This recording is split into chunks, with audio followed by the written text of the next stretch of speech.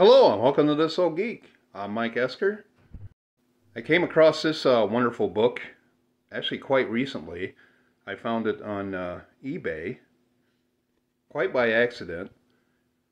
It's called The Complete Book of Marionettes by Mabel and Les Beaton. Now Mabel and Les Beaton were famous puppeteers. They created their own puppets. They started it like way back in the late 30s. And they had their own puppet troupe, and they traveled, went on tours, touring all over the country, and I believe overseas as well. But anyway, this book was originally published in 1948, and then republished in 1989 in paperback form. And this one was manufactured in the United States in 2018. I was first introduced to the Beaton marionettes way back when in the mid to late 60s when I was very young. It was during catechism class. We had a little break, so they showed the movie The Spirit of Christmas, which featured "'Twas the Night Before Christmas" and the Nativity, done with somewhat realistic looking marionettes. And I was just taken away by it. Now this is the picture I wanted. Shows you how to make a control, and this is how I'm going to make the control for my wizard. And this picture is showing different ways you can use a controller. Now I draw out everything that I want to cut out onto this board here. Now this board is like 3/8 of an inch thick, which in the book it says to use 1/4 inch. But I wanted this to be a little heavier because the wizard puppet, he's almost like 3 feet tall, and he is pretty heavy. So I clamped the board to the table and getting these cut out here.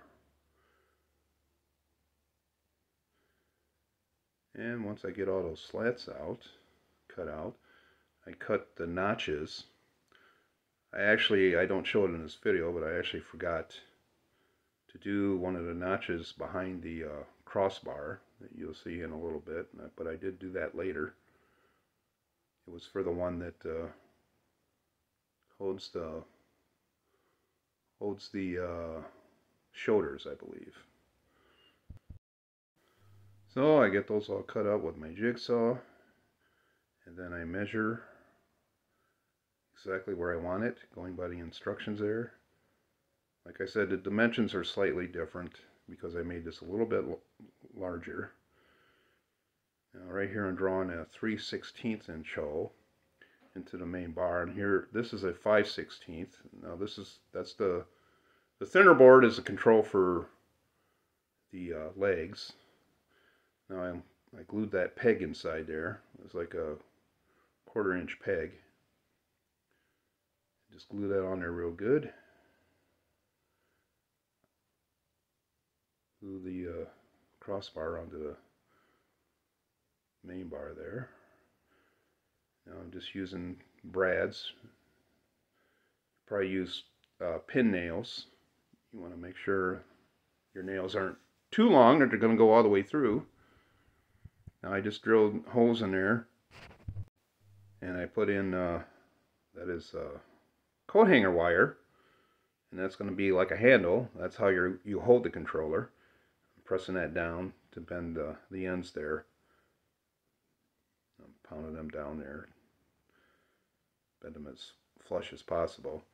Now this is the controller for the legs. It comes off like this, and then you can make them walk. I'm drilling a hole into each ear and putting in an eye screw. That's how I'm going to hang it. Originally I was going to hang it from the top of the head with an eye screw, but I decided not to do that.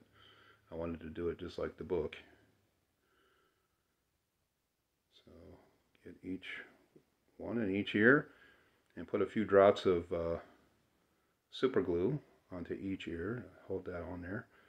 Now this is how it's going to be strung up. Shows a diagram of how to do it.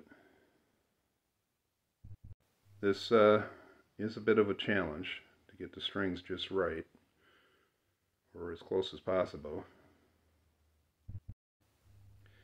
Now I tie, that's the center eye screw, and I'm going to tie a cord onto that, a thicker cord, and just string them up to hold him while I put up the other strings. I'll eventually be cutting that off.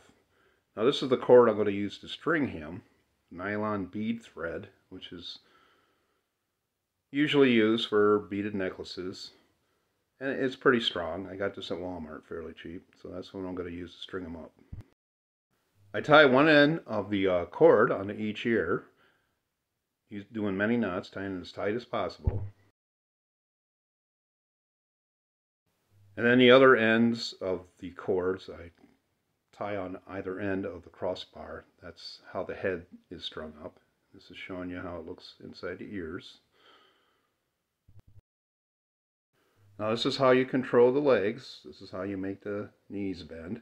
Now the ends of the cord, I had to take a needle and thread it through the pants, and then I drilled holes on both legs, just about an inch, no, half an inch above the knee, and then I just put the thread through and knotted it. Now this is how you do the hands, and as you can see, I'm a little tangled up there, which happens sometimes.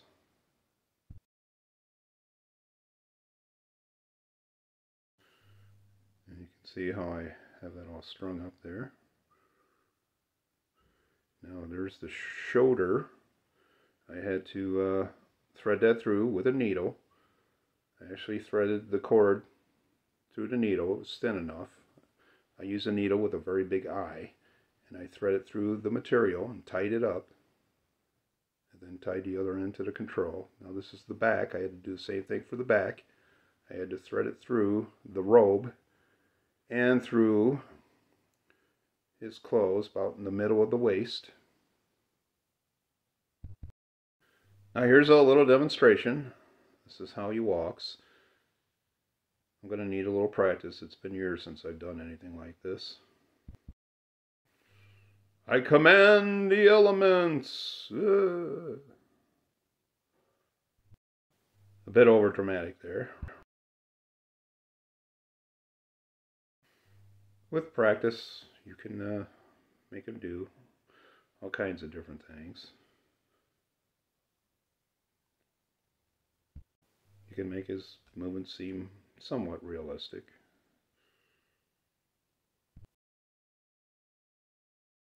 I actually made him a lot taller than what I really wanted to.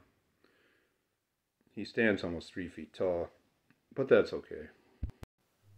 So if you like this video, give it a thumbs up, subscribe to my channel, and if you have any questions, you can ask me in the comments below, and have a great day.